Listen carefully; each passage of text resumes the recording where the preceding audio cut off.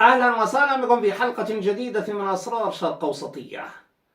اليوم وبعد دخول الجيش الإسرائيلي فيما سمي مرحلة ما بعد وقف إطلاق النار، ظهر نقل قواته من شمال غزة نحو الجنوب. إذا هناك ما بين 40 إلى 70% في بعض المناطق كان نقص حاد للقوات. هذا معناه أننا أمام محاولة تجزيء المهام، محاولة تقطيع القطاع. هذا أمر كان معلوما، لكن الآن وأمام الحركة المباشرة لجنوده فإن هناك أزمة حقيقية واضحة للعملية، لأنها من دون مشاركة كبرى لجيش الاحتياط كما كان في السابق. إذا هناك محاولة في الجولة الأخيرة أن تكون العملية في جنوب غزة عملية خاصة، وليس بالضرورة عملية مكتملة الأركان بخصوص الدخول والخروج من المدن كما يمكن تصور ذلك بنقل سيناريو الضفة إلى غزة. إذا هذا الاحتمال استبعد. الاستبعاد الثاني الذي حدث بعد قوات الاحتياط أصبح موكولا للقوات، تحريك القوات، وهذا معناه أن سلاح الجو مثلا اليوم والذي حاول أن يصل في مرات عديدة إلى قائد مخيم الشاطئ، إذا استخدم فيها سلاح طيران منسوب مباشرة للشنبيت. الشنبيت الآن تقود بسلاح جوها، يعني مقاتلاتها. سلاح الجو لديه الآن مقاتلات خاصة للشنبيت، وهذا تطور استثنائي غير مسبوق. فكاننا نتحدث اليوم عن مقاتلات الجيش ومقاتلات الشنبيت على أي. إذا هناك إزاحة للتكتيك الأول الذي حدث مع مدينة غزة من منطلقين. المنطلق الأول هو سلاح الجو في العمليات، فهذا استبعد، وأيضا قضية اختراق المدن مباشرة والذي كلف الكثير. الآن في شيء آخر، أن الشنبيت لديها أسطولها من المقاتلات وتقوم بالعمليات حيث يجب أن تقوم، وينتهي هذا الموضوع دون ما يسمى بالتغطية النارية وبعدها تسوية ميدانية شاملة، لأن مسألة الجنوب تختلف عن مسألة الشمال. وكان واضحا جدا أن الجيش الإسرائيلي أراد هذه الأرض كحزام أمني، وبذلك دمر كل أسباب الحياة كحالة المستشفيات وغيرها. مهم جدا الآن أن نذكر أن هناك نقل قوات من قوات النخبة باتجاه الجنوب شمال شرق خان يونس على وجه التحديد. عندما نتحدث عن التقسيم الترابي الجديد لغزة، والذي يمكن اليوم قوله بأنه شمال غزة وسط غزة من منطقتي اختراق 6 كيلومترات و8.5 كيلومتر، وهذا أمر معلوم، ثم بعده مباشرة منطقة خان يونس ورفح. إذا رفح خان يونس الوسط باختراقين من الشرق ومن شمال غزة. أين كانت الضربات اليوم؟ هذا هو السؤال المطروح الآن. عندما خف الثقل في شمال غزة كانت هناك إصابات أقوى من الجنوب نفسه. نتحدث عن 4 دبابات في بيت لاهيا، و3 من هذه الدبابات دمرت عن آخرها، فيما هناك دبابة أخرى في خان يونس. إذا بالنسبة للكتائب نتحدث عن 5 دبابات، وهناك دبابة لسرايا القدس. إذا نحن نتحدث اليوم عن 6 دبابات تدمير. اليوم قد نقول عنه أنه تدمير شبه كامل لسبب رئيس، لأننا أمام دبابات لا تدخل مباشرة إلى المناطق التي تعد مناطق بناء، وبالتالي فهي تحاول أن تؤسس نفسها على عمليات عبر محاور، يعني الوصول إلى البحر انطلاقا من الشرق مباشرة إلى البحر الأبيض المتوسط، ومن ثم فإنها تعتمد على الوصول إلى الشاطئ. لذلك ركزت على هذه المنطقة، التأمين الشامل للبحر الأبيض المتوسط. والأهم من كل هذا، أمريكا ستستفيد بشكل كبير جدا من ضرب بحرية حماس. إذن هذه أساسية جدا بالنسبة للشركات التي تستثمر في الحقول الغازية أو غاز المتوسط بالنسبة لإسرائيل. إذن أهم ما يموله الآن كل قادة الشركات الأمريكية ضرب البحرية. ولهذا فقبل أن تكون العملية الخاصة والتي حاول إنجازها ولمدة 12 ساعة من أجل الوصول إلى هيثم خواجري، إذن هذا هو قائد مخيم الشاطئ. إذن الوصول إليه ضمن عملية كان مهما جدا، بالتزامن مع فيديو حول الإنزال البحري في زكيم. وكل هذا من أجل وضع معادلة رئيسة لدى الإسرائيليين، التأمين الشامل انطلاقا من السيطرة على ميناء غزة، أيضا بالنسبة للشاطئ، أي كل شاطئ غزة. إذن لدينا هذا التصور وهذا التزامن وهذه العمليات. وبالنسبة للتنسيق الجاري في الشنبيت ولحظة إذاعة هذه الوثائقية بخصوص أمر الإنزال البحري لزكيم وأيضا الوصول إلى هيثم إلى آخره. إذن لدينا استراتيجية شنبيت عموما، والتي يتأكد من خلالها أن شنبيت الآن هي التي تدير العملية بجزء كبير جدا. لماذا؟ قد يتساءل المرء كيف يعقل أن شنبيت الآن بسلاحها إلى آخره، بل بمقاتلاتها، مخابرات بمقاتلات، سلاح جو لا يمتلكه سلاح الجو، من أجل تحميل المسؤولية لكل ما جرى في شمال غزة، وكل هذا للقائد السابق لسلاح الجو. وهذا أمر معلوم، سيتحمل كامل المسؤولية من أجل إبعاده جزئيا. لكن الأهم من كل هذا ليس فقط محاولة ترضية لمصر، لأن الشنبيت هي الأقرب إلى عباس كامل إلى آخره وبينهما.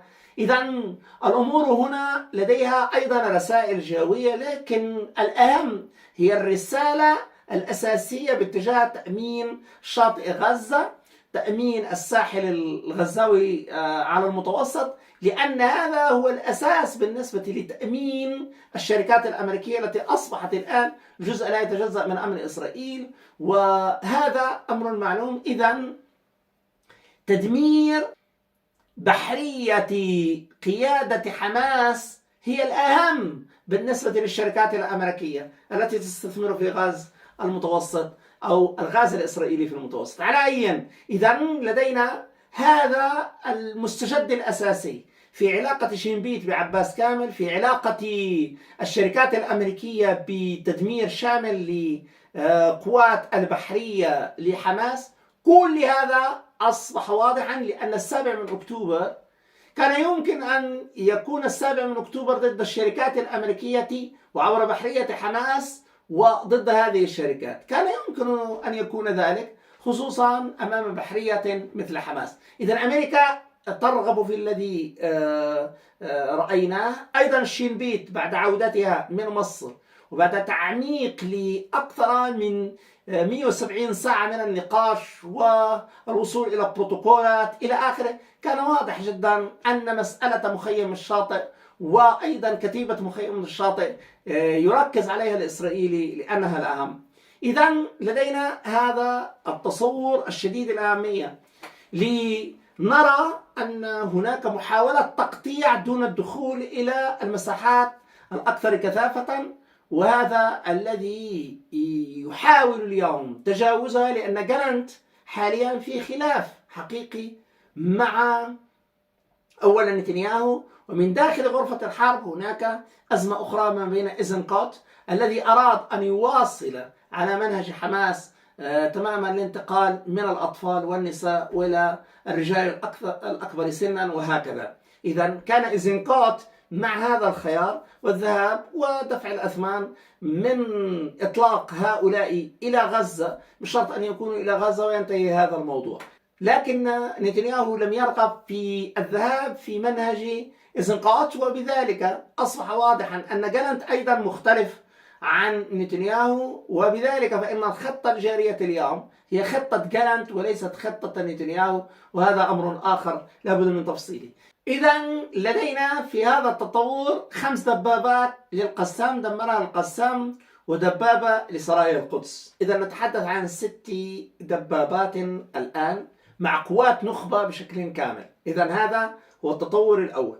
التطور الثاني أن هناك معارك ضد القوة الراجلة عموما. فبعد الكمين في جحر الديك، كما كان فيديو سابق أوضحنا فيه جميع التفاصيل، وجدنا أيضا استهدافا مباشرا هذه المرة وانطلاقا من منطقة خان يونس ضد قوة راجلة بالنسبة للسرايا، وأيضا ضد جنود في شمال شرق خان يونس. والأمر هنا بين أبو هداف بالنسبة للسرايا وما بين، نحن نتحدث عن شرق خان يونس، فأبو هداف بالنسبة للقوة الراجلة التي استهدفت من طرف السرايا، وهناك في شمال الشرق شرق خان يونس. وكان هناك انتشار مباشر أو ما يسمى اختراق. في هذه الحالة واجهت مباشرة كتائب القسام هذه القوات. إذن القوات الراجلة في أبو هداف، القوات الراجلة أيضا والجنود، وهذا التقدم. في هذا التقدم وجدنا أن خان يونس اليوم في شرقها وفي شمال شرق وفي شمال خان يونس، في كل هذه المنطقة لاحظ الجميع أن القوة الراجلة وأيضا هذه العملية التي أراد من خلالها الإسرائيلي أن تكون إحاطة، وخصوصا بالنسبة لشمال شرق وبالنسبة لباقي الشرق، يعني في كل شرق خان يونس كان هناك محاولة للوصول إلى إدارة كاملة لهذه المنطقة. لكن المواجهة الآن ليست ضد فصيل ولا كتيبة فقط، إنما الأمر يتعلق بجبهة كما لاحظ الجميع. إذن عندما تكون هناك 6 دبابات في المجموع العام، وأيضا بالنسبة للجرافات والتي تصل إلى 7 جرافات، ثم بعدها مباشرة محاولة ضرب الكلفة البشرية بالنسبة لبيت لاهيا وفي غيرها وإلى حدود شمال شرق خان يونس. في كل هذا نلاحظ بشكل واضح جدا أن هناك الوصول إلى لا أقل من إصابة ل100 جندي، والترتيب يأتي من ضرب القوة الراجلة في أبو هداف. كان الأمر يتعلق ب9 إلى 10 ضرب قوة راجلة مباشرة عبر أنفاق. إذا أمامنا عبر الأنفاق هناك فتحتي نفق ضربت اليوم، وبمعدلات قد تصل إلى ما بين 7 إلى 12. وهناك أيضا ناقلة ودبابة في خان يونس، وهناك 8 جنود أجهز عليهم من مسافة 0. وهنا يجب التذكير بأن هناك على الأقل ما بين 40 إصابة إلى حدود 60 إصابة، وما بين أيضا في شمال شرق خان يونس هناك 8 جنود حالة مؤكدة، مما يرفع العدد إلى 61، وهذا الذي يطابق تماما ما نقل إلى مستشفيات. المسألة الأخرى والأكثر أهمية أننا عندما نضيف 12 في شمال فلسطين، نتحدث عن 12 هذا بتعبير مركز طبي في شمال إسرائيل. عندما نتحدث عن 12 ما بين المدنيين وما بين العسكريين، وهذه لعبة أخرى تتم في الشمال، فدائما ما تعطى النتائج، ولكن دائما ما تعطى ما بين المدنيين وما بين الجنود، عكس ما يحدث بالنسبة للتعميم هناك. وهنا في غزة نرى الأمر الآخر في محاولة تقليص إلى أبعد حد قضية الجنود. إذا نتحدث عن اليوم عن حوالي 94، وبقي الحال مع كل من أولا فتحة أنفاق في جنوب شرق بيت لاهيا في حدود 7، تفجير مبنى في بيت حنون بين 10 وإلى 12، أيضا هناك نفقا مفخخا في حي الشيخ الرضوان، وهناك الهاون لقوات النجدة، وهذا الذي يرفع إلى حدود 13 إصابة. هناك في محور الرضوان وعبر سرايا القدس أيضا هناك ضربة موجهة في حدود 5 إلى 6 إصابات، وهناك ضربات قد تصل إلى حدود 25 إصابة كأقل تقدير بالنسبة للإسرائيليين والمصادر الإسرائيلية، وهذا ما يرفع العدد بشكل واضح إلى 131 إصابة في المجموع العام. هذا معناه أن هناك 6 دبابات، وهناك على الأقل ناقلتين، يعني في الحدود الطبيعية بالنسبة للآليات فالأمر لا يتعلق بأكثر من 3 أفراد عموما إلى 4 أفراد كأقصى تقدير، وفي أغلب الأحيان لا يكون الأمر كذلك. هناك خفض إلى حدود 3 أفراد بالنسبة أو 3 عناصر بالنسبة للدبابة، وبالنسبة للخفض المباشر لحالة النقل فهي ما بين 5 إلى 7 حالات. وهذا الذي يعطي بشكل واضح أن الاحتياطي لا وجود له، والاعتماد على قوات النخبة في كل شيء، مما خفض مع الآليات ورفع من القوات الراجلة في الهجوم. وهذا الذي قلب أيضا المعادلة باتجاه ضرب القوات الراجلة وقوات التجميع، خصوصا بالنسبة للمناطق التي يظهر من خلالها أن هناك إعادة انتشار كما في حالة شمال غزة مثلا. فالأولى بالنسبة لإسرائيل أنها تقطع الماء وتقطع الغذاء وتقطع وصول المادة النفطية إلى ومواد الطاقة عموما إلى شمال غزة. الأمر هنا في نظري على الأقل الإسرائيلي هناك صعوبة في العيش في داخل هذا الظرف، والأمر لن يتعلق بأكثر من 3 أسابيع إضافية. إذا بالنسبة للوسط أيضا هناك إشكالية، لأن وصول المساعدات إلى الوسط أيضا لا يزال أمرا صعبا، وكذلك بالنسبة للحاجات المدنية في المخيمات، وهذه المخيمات تعرف أولا كثافة بشرية، ومن ثم أيضا كثافة في الاستهلاك، مما لا يعطي أفقا منظورا بالنسبة لحركة إيجابية بالنسبة للمقاومين على الأقل في نظر الإسرائيلي.